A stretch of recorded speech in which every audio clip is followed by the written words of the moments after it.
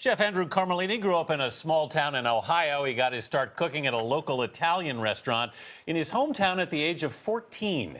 He traveled the world cooking and learning from the best, but when the time came to start his own restaurant empire, he settled here in New York. He is one of the most prolific restaurateurs in the country with 9 restaurants and bars, including Lafayette, the Dutch and Locanda Verde. After 20 years in the business, his long list of accomplishments include 2 James Beard Awards, a Best New Chef nod from Food and Wine magazine, and 2 award-winning cookbooks. Chef Andrew Carmellini, welcome to The Dish. Hello. This looks so amazing, and it smells even better. So tell us what you've got here. Well, I brought a couple things from all of my restaurants, or some of my restaurants. We're going to start with dessert, because it's like right next to me. Yeah, it smells really great. This is a root beer cake. Oh. And this is from my American restaurant called the Dutch. And it's like one of those American desserts. You know, it's root beer, it's cake, root beer cake. It just makes sense. Works for me. Yeah, I'm good with that. I have butternut squash. I'm sorry, spaghetti squash. Spaghetti squash, and it's kind of cooked like spaghetti with sage and walnuts and Parmesan cheese. And that's from my new restaurant called Little Park in Tribeca, where we feature mostly vegetables. There's some meat and fish, but it's a very vegetable-forward kind of cooking. We serve it like inside the spaghetti squash. Big flavor, even though it's veg. And from Bar Primi, which is my pasta restaurant, I didn't bring pasta, but we do have also a big antipasti section there. And so I have roasted Brussels sprouts with pancetta and pecorino cheese. And from Lafayette, which is my French brasserie, Grand Cafe, whole roasted racks of lamb glazed with citrus and vinegar. This lamb's kind of fatty, and then you get, that citrus inside, and you get the vinegar inside. Locanda Verde, I have my grandmother's ravioli. Locanda Verde is in Tribeca. It's my Italian restaurant there. And that's a meat ravioli with tomato sauce.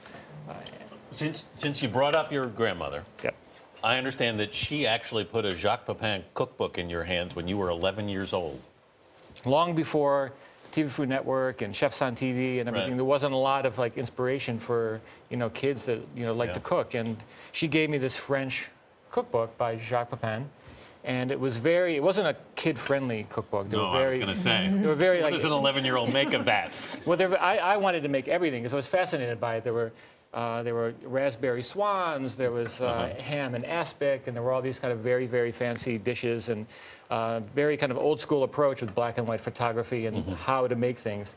And I was a little hyperactive when I was a kid, so being able to focus on making recipes, making food that I could eat, that was the best thing.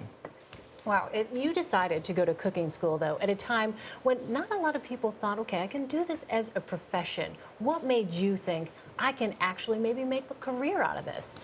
Well, this is the late 80s, when I was already, cooking at home and everything, and I was working in restaurants because I wanted the money and I wanted a job.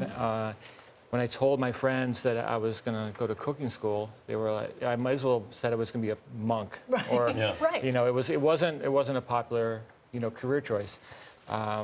And it was when I came to New York, then New York was the place to come, the best chefs, the best restaurants, that I was like, wow, this is hard work, especially when you're first starting out, but I really, really, really wanted to do it. You ended up responding to an ad, which it turned to for a chef, and it turned out it was Governor Mario Cuomo who needed a chef. When I was 18, I just answered the ad, and I didn't even know what it was. It was just for a private chef. It was a weekend job because I was going to school, and no advertisement for what the job was, just show up at this address. And so I drove there, and then it was the governor's mansion.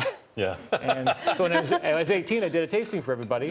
And they liked it, and I got hired. And it was a great job back then. Never looked back. All right, well, let me ask you this. If you could share this meal with anyone, past or present, who would it be? Past or present? I think I would do, it would be a combination, maybe like Walter Cronkite and Frank Zappa. Wow. I want to be at that meal. That would be an amazing conversation, and really to throw it over the top. I'd have my family at the meal also, and the politics would be amazing, and there would be lots of arguing. Chef Andrew Carmellini, thank you so much. And for more on Andrew Carmellini and The Dish, head to our website at cbsthismorning.com.